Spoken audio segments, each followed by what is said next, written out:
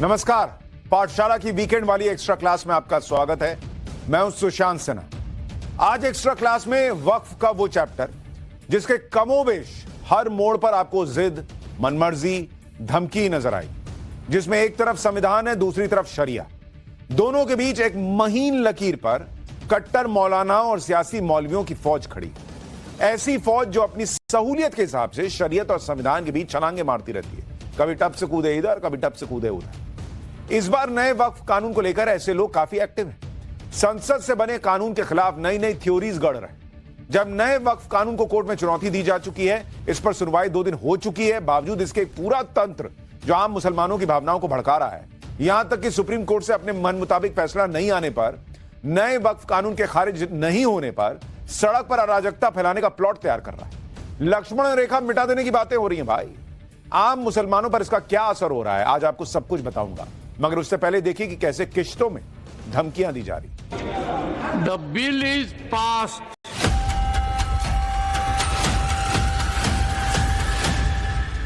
यतीम खाने चलाते हैं उनको खतरा है, मसाजिद को खतरा, दरगाहों को खतरा, सब छीन ली जाएंगी।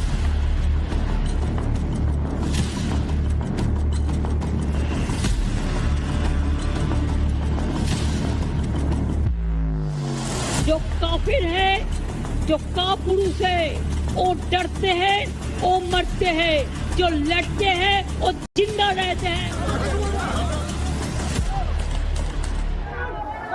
मैं हुकूमत को चेतावनी देना चाहता हूं कि अपनी लक्ष्मण रेखा से बाहर ना जाए।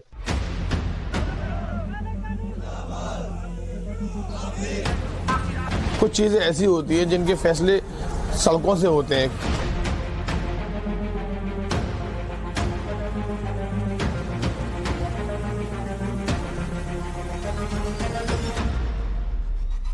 इसमें गृह युद्ध के चरम आसार हैं। शब्द शब्द में धौंस है, शब्द शब्द में धमकी है, शब्द शब्द में घुड़की है, शब्द शब्द में दलखी है।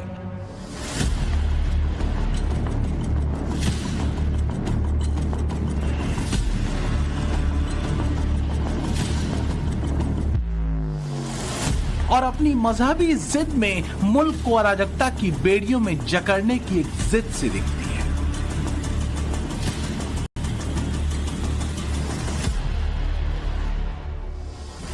मनमाफिक फैसला नहीं होने पर खुद की मर्जी तले व्यवस्था को रौंदने की खुली चेतावनी दी जा रही है।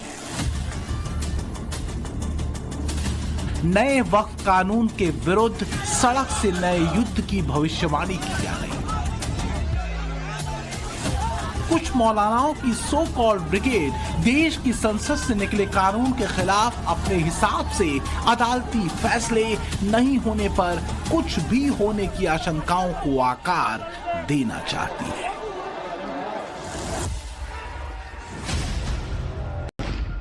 आपको भले यकीन न हो, लेकिन यहां तक कि गृह युद्ध की भी बात कही जा रही है।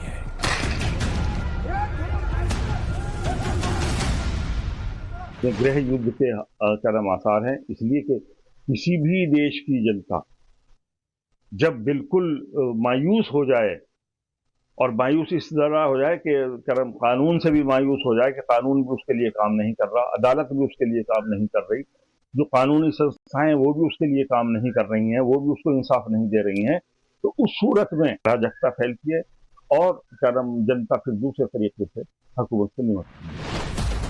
लेकिन क्यों मौलाना साहब, ऐसा क्या हो गया? क्या देश में लोकतंत्र नहीं? क्या कानून का शासन नहीं? क्या भाई जैसा बहुसंख्यक हिंदू परिवार नहीं? सब कुछ वैसा ही तो है जैसा पहले था।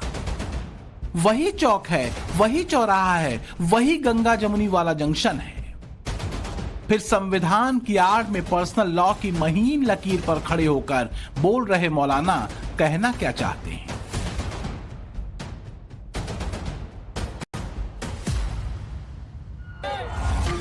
समझने में दिक्कत शायद इसलिए है कि शब्द कम है, संकेत उससे भी ज्यादा बड़े हैं। लेकिन जानते हैं आप, ये कोई 1, 2, 4 मौलाना नहीं है, पूरी एक पलटन जैसी दिखती है पुराने वक्फ कानून की वापसी के लिए खड़े ऐसे लोगों की जो अदालत के आगे की बातें कर रहे हैं, जो संसदीय फैसले को सड़क से पलटने के लिए किसी भी हद तक जाने की जिद किए बैठे।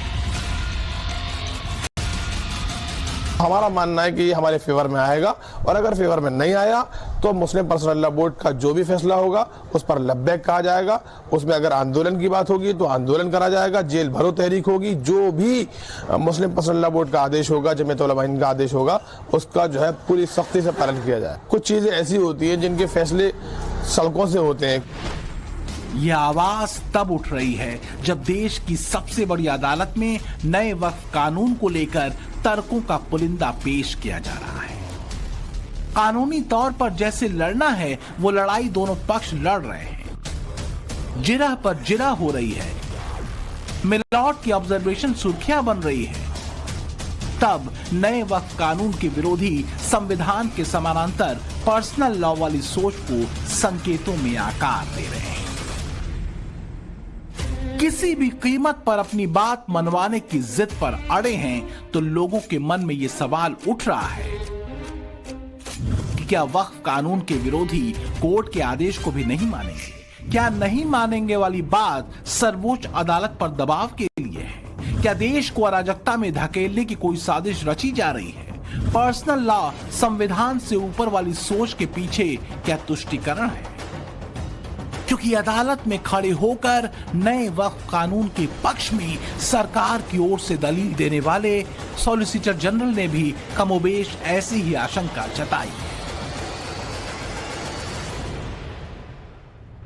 सॉलिसिटर जनरल ने यहां तक कहा कि वक्फ कानून के विरोध में हिंसा सिर्फ दबाव बनाने के लिए कराई जा रही है। जिस मुर्शिदाबाद को लेकर सरकारी वकील ने ऐसी बात कही, वहां की स्थिति के बारे में विस्तार से आपको बताएंगे, मगर उससे पहले जान लीजिए कि हिंदुस्तान के बड़े बड़े वकीलों की फौज सर्वोच्च अदालत में नए वक्फ कानून के खिलाफ बहस कर रही है। नए कानून को निरस्त कराने के लिए एड़ी चोटी का जोर लगाए हुए है। तथ्य और कथ्य के जरिए उस मुस्लिम पक्ष की मांग को सच साबित करने में जुटी है जिन्हें वक्फ का बदला हुआ स्वरूप स्वीकार नहीं है।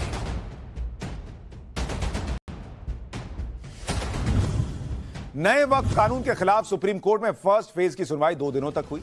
मुस्लिम पक्ष की तरफ से कपिल सिब्बल, अभिषेक मनु सिंघवी, राजीव धवन और सीयू सिंह सरीखे बड़े वकीलों ने दलीलें दी। तो इस कानून को बचाने के लिए सॉलिसिटर जनरल ने सरकार का पक्ष रखा। चीफ जस्टिस संजीव खन्ना की बेंच ने कई सवाल जवाब किए, लेकिन कोर्ट में जो अब तक हुआ है उससे मामला किस तरफ जाता दिख सकता है, उसके बारे में अब आपको बता दूं। 2 दिनों की सुनवाई का सारांश ये है कि नए वक्फ कानून पर सुप्रीम कोर्ट ने फिलहाल कोई रोक नहीं लगाई। सर्वोच्च न्यायालय ने किसी तरह का कोई अंतरिम आदेश नहीं दिया।